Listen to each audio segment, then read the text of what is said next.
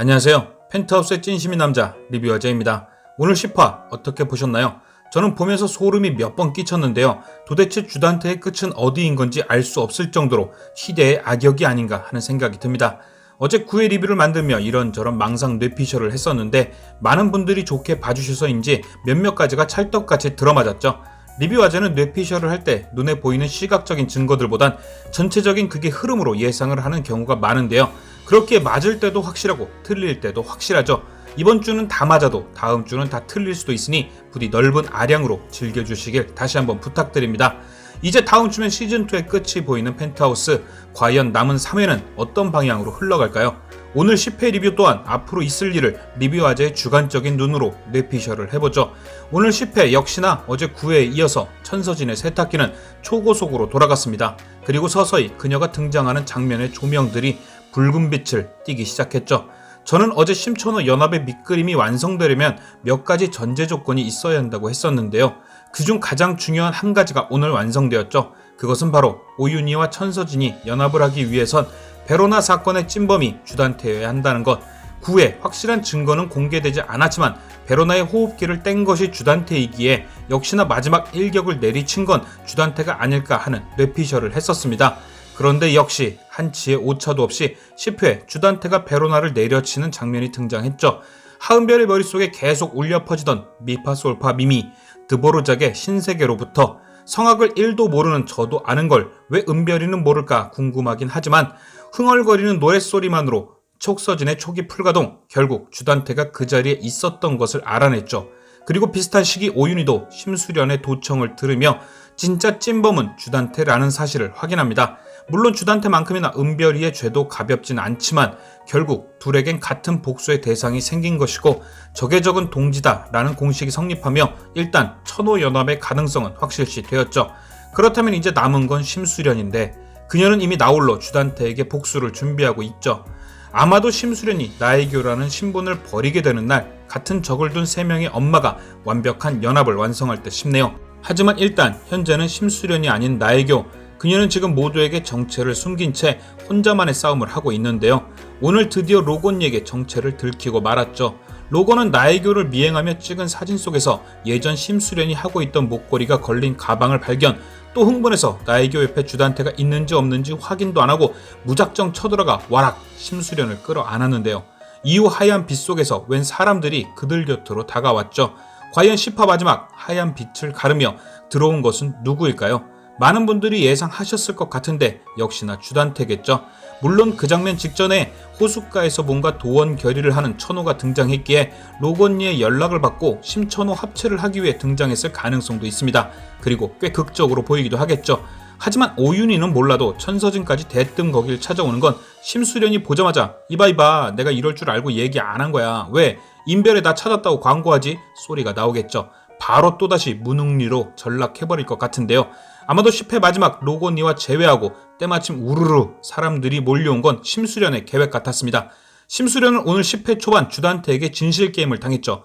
원래 담배를 안 피는데 피던 것처럼 질문해서 떠본 걸 수도 있고 원래 오른손잡이가 맞는데 왼손잡이였던 것처럼 질문한 걸 수도 있죠.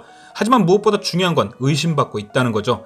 주단태는 자신이 도청당하고 있다는 건 몰라도 그 외 다른 건 다 의심하는 꼼꼼한 성격. 자기 기준에서 뭔가 냄새가 나는 나애교를 의심하는 건 당연하죠. 심수련은 생각했을 겁니다. 충분히 준비했다고 생각했지만 진짜 나애교가 아닌 이상 언젠가는 걸릴 수도 있다는 걸요. 그렇게 지금 제일 필요한 건 바로 믿음이죠. 바로 그 믿음을 얻기 위해 로건니를 이용한 겁니다. 로건니가 황금부동산 앞에서 나애교와 만나던 씬, 거기 나왔던 대사가 약간의 복선 같은 느낌이었는데요. 로건니는 심수련에게 당신 나쁜 사람 같지 않다, 주단태에게 내 존재를 알리지 않았다 라고 했고 그의 심수련은 왜 지금이라도 주단태 앞에 갖다 놔줘? 라고 했죠. 그 말 그대로 주단태에게 로건을 갖다 준 거죠. 주단태에게 로건을 넘기는 것만큼 믿음을 쌓기 좋은 건 없으니까요. 아마도 로건니가 심수련임을 눈치챘던 목걸이가 걸린 가방도 자신을 찾아오게끔 일부러 찍혔을 가능성도 있죠. 이렇게 심수련은 당분간 주단태의 의심에서 자유로워지며 본인이 준비하고 있는 복수를 좀 더 수월하게 할 수 있을 것 같은데요. 그럼 과연 심수련이 준비하고 있는 주단태를 향한 복수는 무엇이 있을까요? 시즌1 심수련과 로건이는 명동 땅을 이용해 주단태를 알거지로 만들 복수를 준비했죠. 하지만 생각보다 힘이 강했던 주단태는 미꾸라지처럼 빠져나갔는데요. 그래서 이번엔 시즌1보다 더 크고 촘촘한 복수를 준비했을 듯 합니다.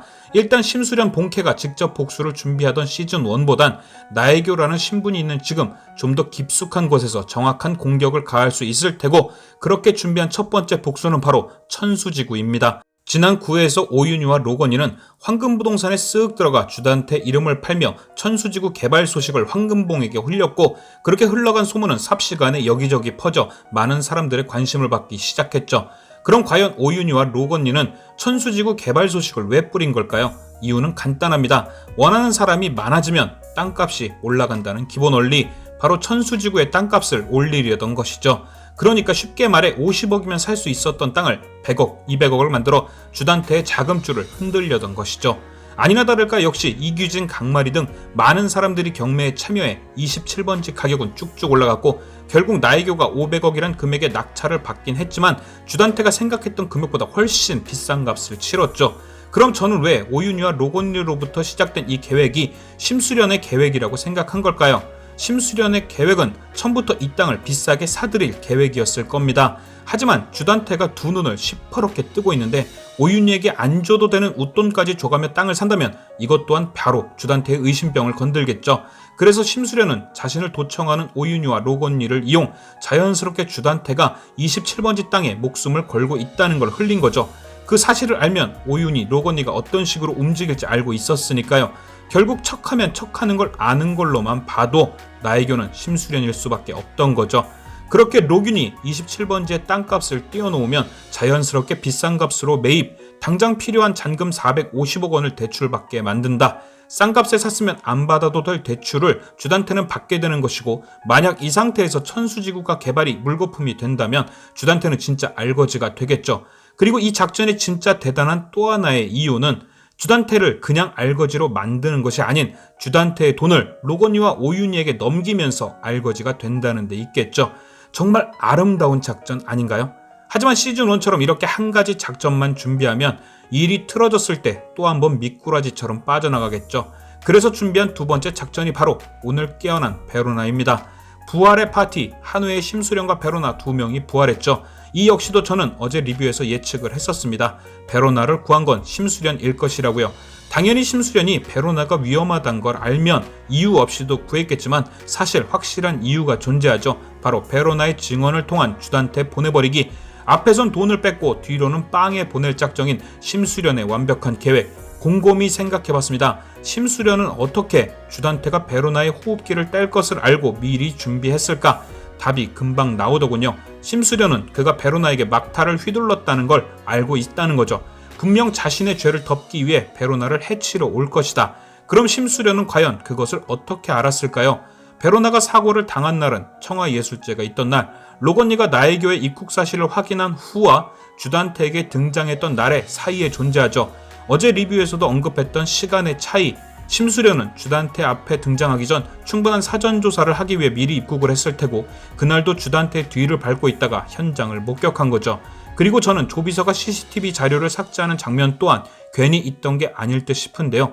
천서진과 천명수 이사장 사고 때를 생각하시면 됩니다. 그날의 오마주로 생각한다면 CCTV는 조비서가 지웠지만 심수련이 하은별처럼 사건 현장을 찍어놨을 가능성이 있죠.